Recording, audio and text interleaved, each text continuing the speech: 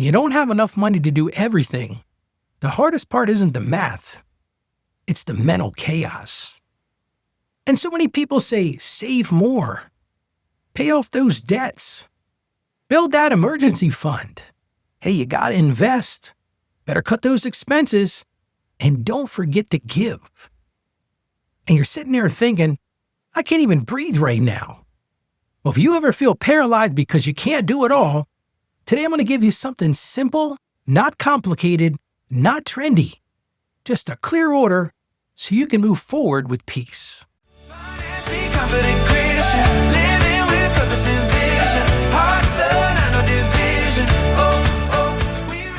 Let's get right to our listener question today. And they wrote this: Ralph, I am so overwhelmed by all the categories and budgeting rules.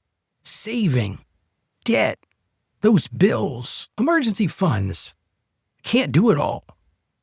And I'm starting to be paralyzed trying to decide what comes first. I'm tired of feeling like I'm failing because I can't follow all the advice I get.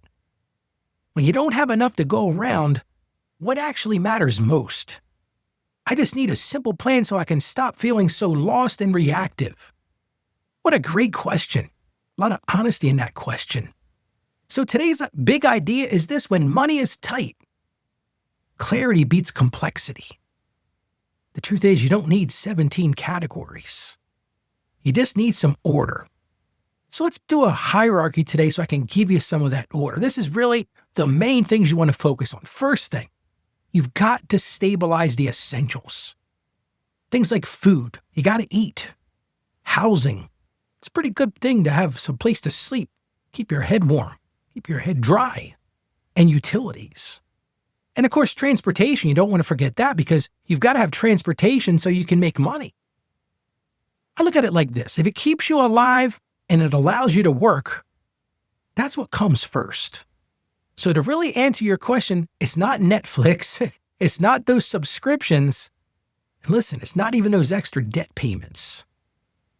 Sometimes it's just you got to just get to what is the most important, that stability before strategy. Next thing you got to consider is you've got to stop the bleeding. You ever go to an OR, the first thing they do is they assess you. If you're bleeding, they want to stop that bleeding first. And if you're facing overdrafts, if you're facing late fees or penalties, pause. Those extra goals don't matter at all right now. What matters is stopping the bleeding. You got to prevent new damage first. Because every $35 fee, I don't know how many times people have written to me, they say, Ralph, I get in this cycle of these $35 charges to my account, and it's just stealing my momentum, Ralph. I wanted to use that money to pay off debt. But we got to stop by plugging the leaks first. We got to plug the leaks before we can ever build wealth. Here's the next thing I'm going to encourage you to do. You've got to create just a tiny buffer. Now, this isn't some full-fledged emergency fund of 3 to 6 months of income. Those are great things to work towards, but just a starter cushion here. Even $500, dare I say, even $300. Because what you've heard me say on the show before, and it's the truth, emergencies aren't if scenarios. They're when scenarios. I wish I could tell you that your life is never going to have emergencies. Well, guess what? I've been around this earth for 53 years. Something always comes up. And that small buffer built really gives you some breathing room. Here's another thing I'm going to encourage you to do, because a lot of people miss this one. Minimum debt payments at least. You don't want to wreck your credit. You don't have to be real aggressive. When times are tight, listen, make sure you're at least making the minimum debt payments. Now, you might be saying, Ralph, I'm never going to get ahead. That's fair. But we also don't want to get behind. And it's real easy to get emotional here. Now, that said, don't stay on the minimum path forever. But we got to at least make those minimum payments. One of my big things I tell all the people I work with is set up every one of your loans, if you can, to at least be automatic payment for the minimum.